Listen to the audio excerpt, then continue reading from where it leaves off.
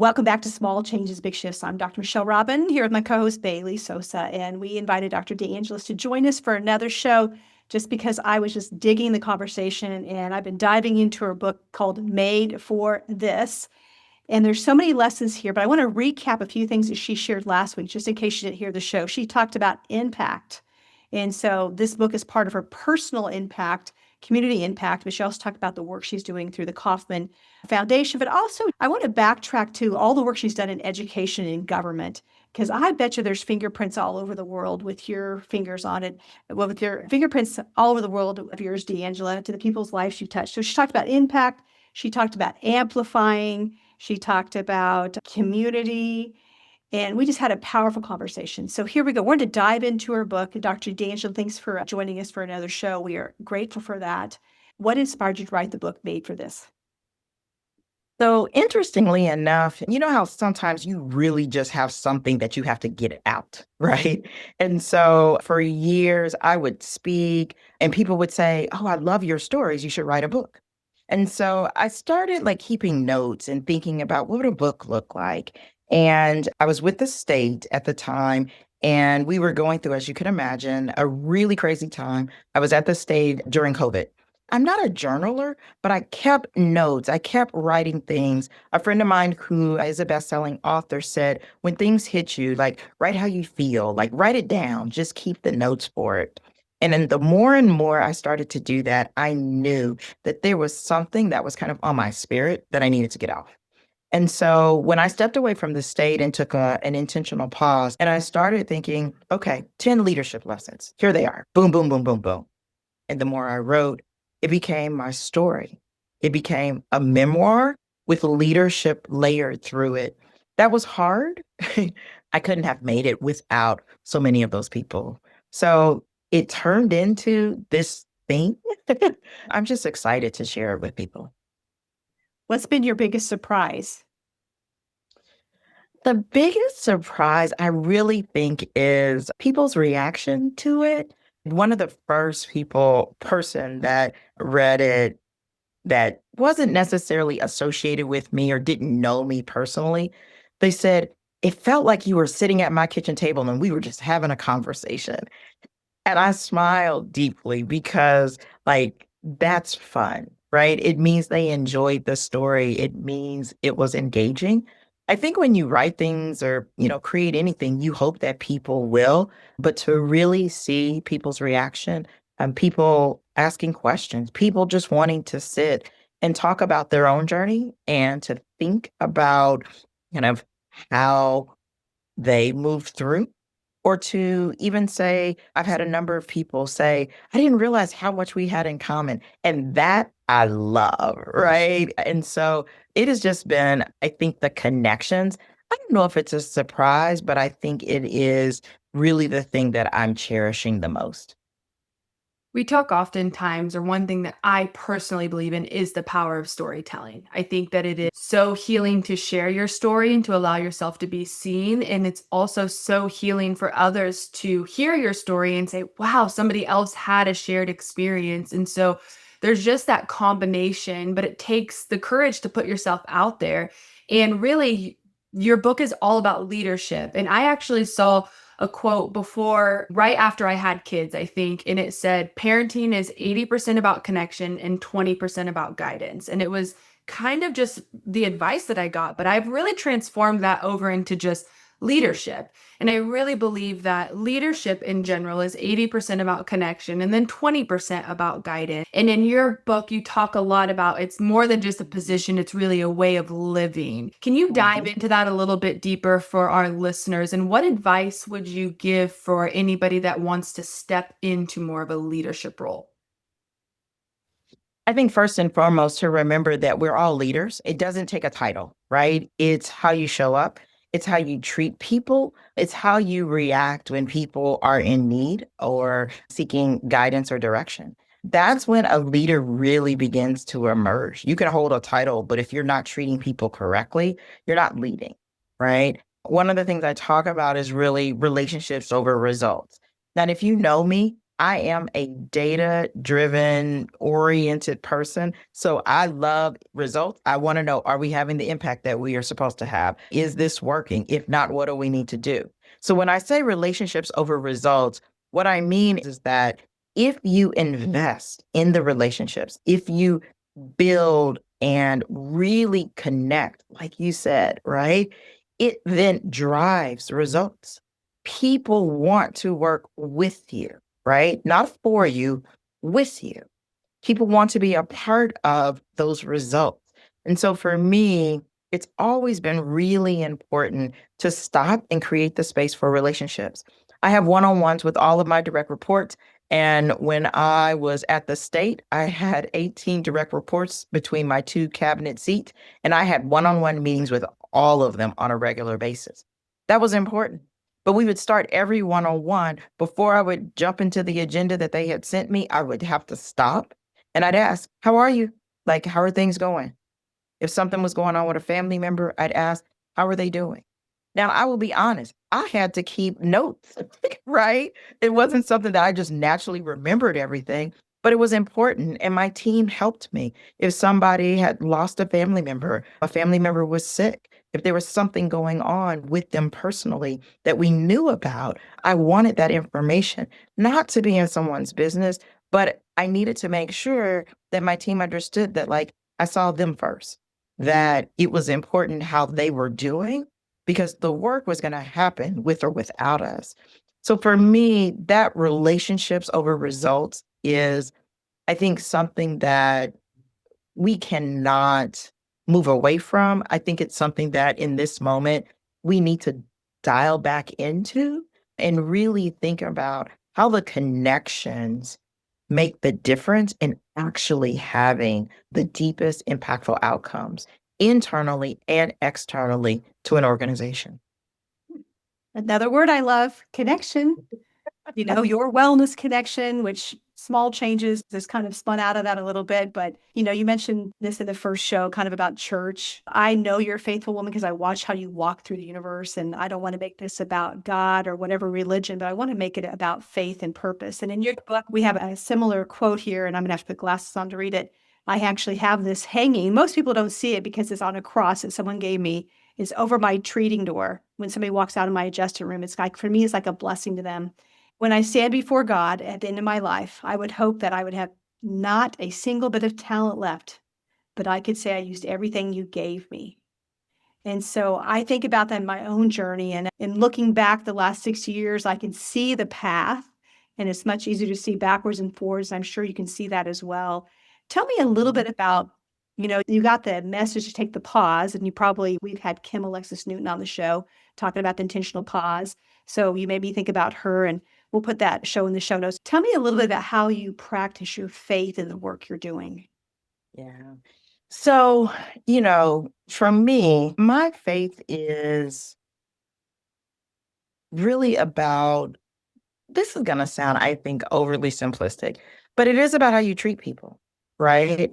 It is about having values that people matter, that, you treat people with kindness, that you recognize the authority and the power that you have in certain seats and roles, and that you don't abuse that, and that you recognize the impact that power has. I tell a story in the book about the first time I had to fire someone. And it was really a moment when I realized, like, I had the ability to say, this person no longer has a job. And understanding that was not just, oh, that person's leaving, we got to hire someone. This impacted his family. It impacted his livelihood. It could have and potentially impacted the trajectory for other members in his family. That is something that it has a bit of weight. And for me, the reason I connect that to my faith is how you treat people, how you use the positions of authority, how you use the leadership roles is really, really about your core values. So for me, it is, not only just asking people how they're doing, but it is also thinking about the policies and the decisions that you're making and how they impact individual lives, right? thinking about when and how you ask questions or ensure that voices are present or not present. These are things that when you think of them in the way that I'm saying them, you're like, oh, those are, leadership tenets, right?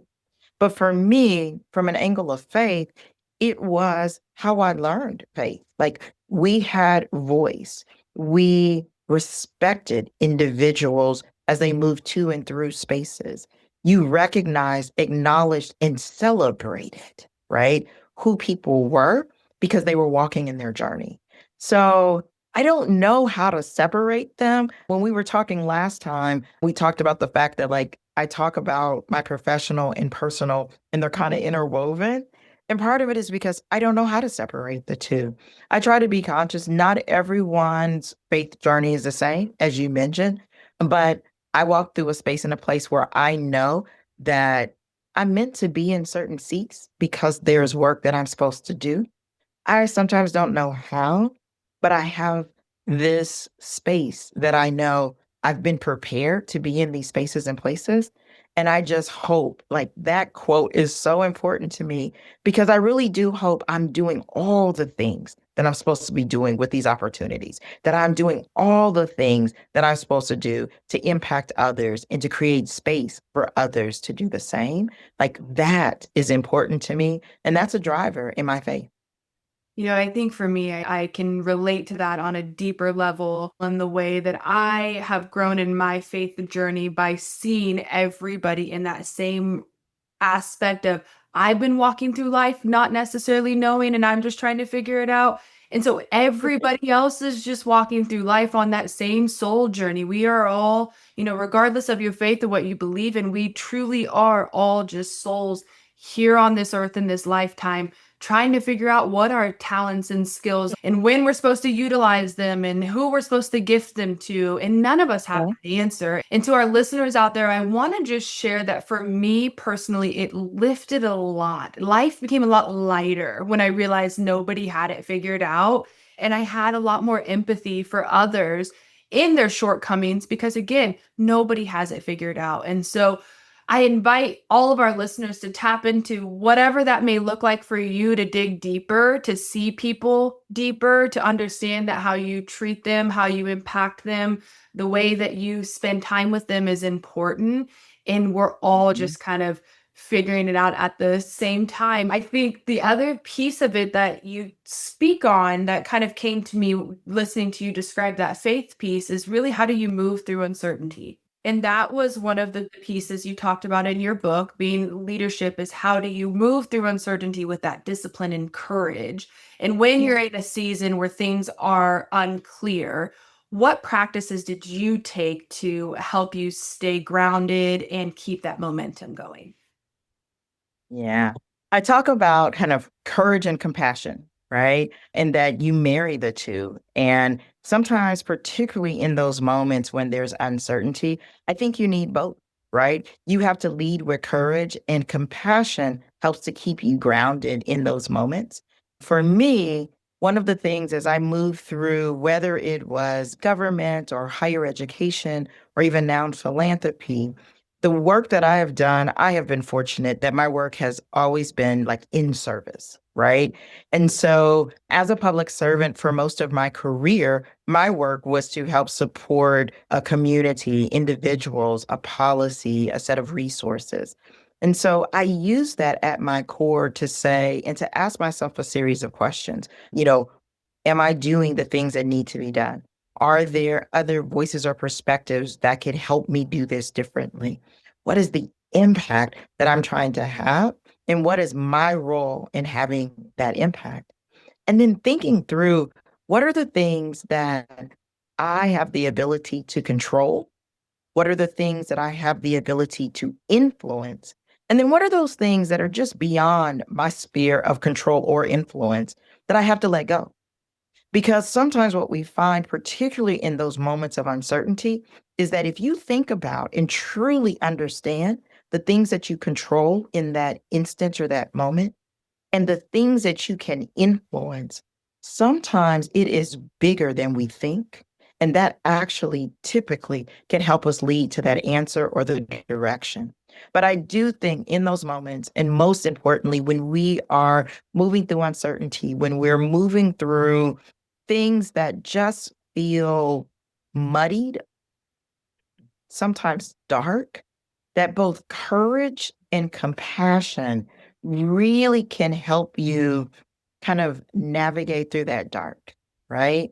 You bring the courage, you lead with courage, you ask courageous questions, but that compassion anchors you to ensure that you are sticking tight to your values in whatever decisions you are taking and the impact that those decisions is going to have on others.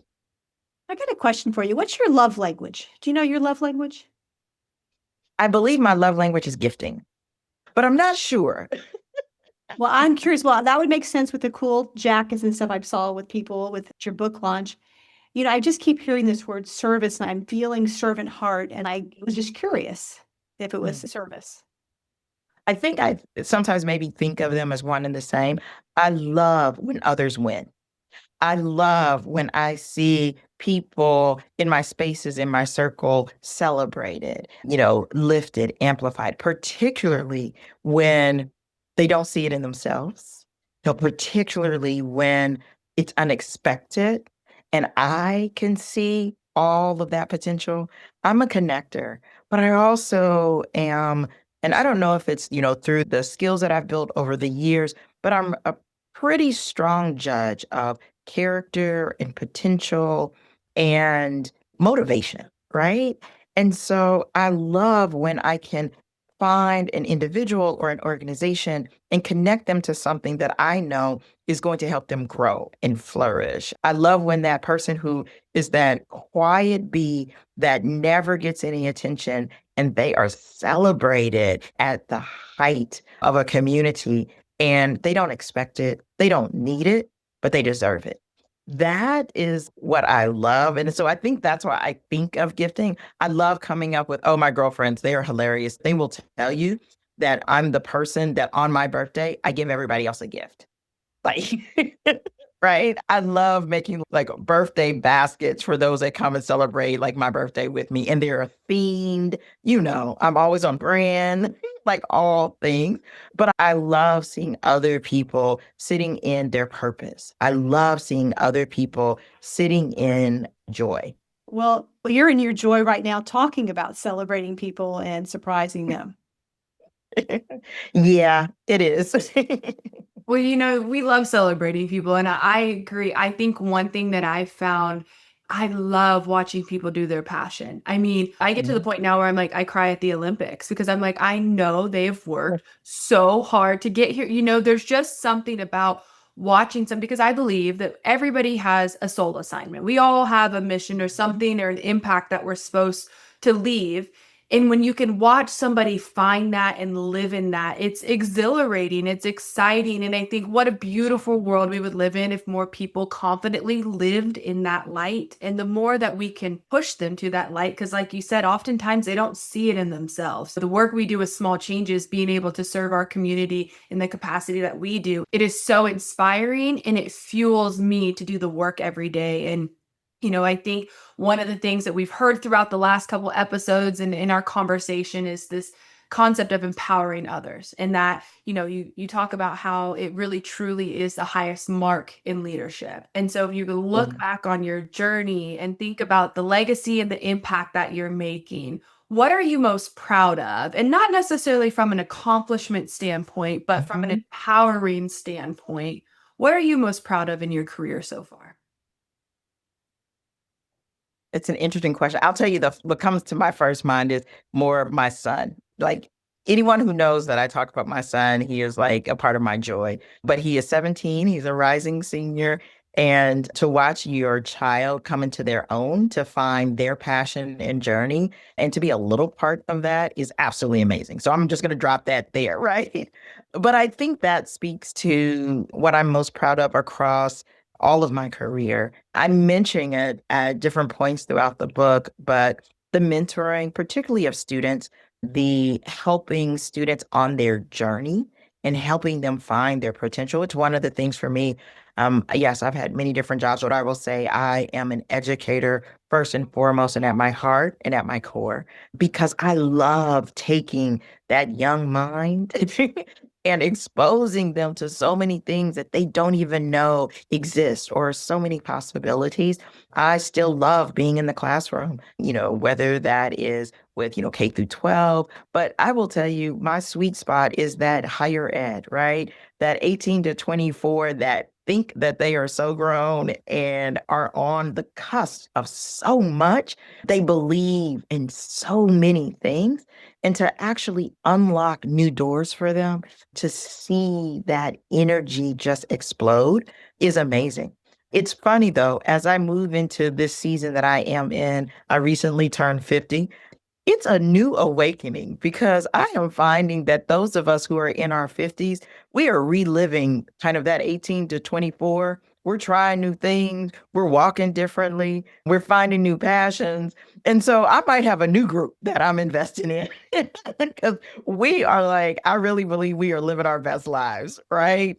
But it really is when I look back across my career, when I see particularly those young leaders that up and coming that can really, I'm able to say, okay, think about this. Let's make this connection. Have you thought about this career? Let me just introduce you to this person because you need them in your space. Those things are so rewarding because I can see so many of my students who have now gone on to lead organizations, to be transformative in their communities, who have started their own businesses, who are writing books and teaching and all things, right? I can't even name the number of things that my former students are doing, or even some of my former staff members who have worked under me that I've helped to encourage or to connect, or the number of letters of recommendation I have written is amazing, right? But I'd write them all again. So I don't know. It's not one thing. It is the collection of all of those individuals. It is the collection of the great work and impact that they are having on communities around the world. That's a piece of my legacy. It's a piece I'm so very proud of. It's not all mine to take credit for, but I appreciate being a little part of so many journeys. I'm not a formal teacher, but I feel like everything you just said there, ditto, ditto, ditto. I'm just a decade older than you. I just turned 60. And so it is a new season. And the 50s were Uh-huh. great. And I think the 60s are going to be greater. And so I love it. Thank you for showing up for our community. Thank you for showing up for yourself and being an example for young people, students, employees, community leaders, how to walk through life with grace. And to our listeners, you'll be able to find in the show notes how to pick up Dr. DeAngela's book, Made for This, Lessons in Leadership, Legacy, and Living Unapologetically, which is awesome. And you will absolutely love the book. You can see why I wanted to continue the show and have another episode. I want to end with this. You must be a big music person. Are you a big music person? I am. I love music. I felt that through the book. But I have three non-negotiables to being well. Don't pass these, okay? First one is hydrate, okay? But that's Mhm. not, they're not in particular order. And the second one is grateful. I don't think you can be well without being grateful. And totally transparent, I forgot the third one because I'm so caught up in this grateful in chapter 2 right now. I've not heard this. And so I want to close the show with this. This is how I feel about our experience prior to today, but even more amplified in this moment. Grateful, grateful, grateful, grateful. Grateful, grateful, grateful. Gratefulness is flowing from my heart. And I know that Bailey feels the same way. We're grateful that you took time away from your precious son today to spend time with our audience. Thank you for spending your energy, your legacy in Kansas City. We appreciate you to all those listening. We're sending you really big heart-to-heart hugs. Go out and buy the book. I promise you will not be disappointed. Blessings to all of you.